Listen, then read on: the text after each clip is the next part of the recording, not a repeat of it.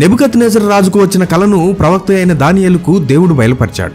ఆ కలలోని భయంకరమైన విగ్రహం ప్రపంచ సామ్రాజ్యాల గురించి సూచిస్తుంది. బంగారు శిరస్సు బబులోను సామ్రాజ్యం, వెండి రొమ్ములు భుజాలు మాదీయ పారసీక సామ్రాజ్యం, ఇత్తడి ఉదరం తొడలు గ్రీకు సామ్రాజ్యం, ఇనుప కాళ్ళు రోమా సామ్రాజ్యం. అయితే ఆ విగ్రహం పాదాలు ఎక్కడున్నాయి? ఆ పాదములు వేళ్లు కొంత మట్టుకు కుమ్మరి మట్టిదిగాను కొంత మట్టుకు ఇనుపదిగాను ఉండెను. ఈ విషయం దానియేలు గ్రంథము 2వ అధ్యాయం 41వ వచనంలో చూస్తాం. ఇనుము రోమా సామ్రాజ్యాన్ని సూచిస్తే ఆ ఇనుముతో కలిసిన మట్టి అదే రోమా సామ్రాజ్యం యొక్క పునరుద్ధానాన్ని, అంటే అంత్యదినాలలో మళ్లీ లేచే బలహీనమైన క్రూరమైన ఐరోపా కూటమిని సూచిస్తుందని బైబిల్ పండితులు వివరిస్తున్నారు.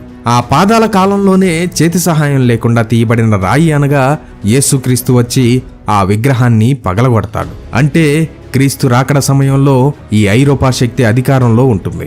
దానియేలు గ్రంథం 7వ అధ్యాయం ప్రకటన గ్రంథంలో కూడా ఒక భయంకరమైన మృగం గురించి రాయబడింది. అదే 10 కొమ్ముల మృగం.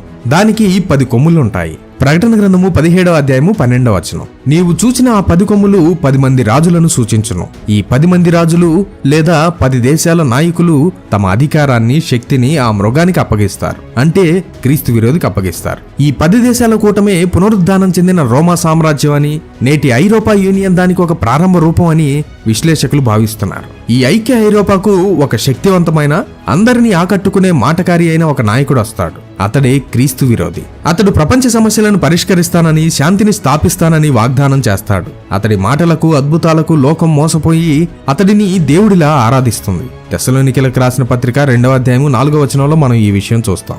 మొదట శాంతి దూతలా కనిపించినా ఈ ఐరోపా శక్తి దాని నాయకుడు క్రూరమైన నియంతలుగా మారతారు. వారిది ఒక భయంకరమైన సైనిక ఆర్థిక శక్తిగా ఉంటుంది.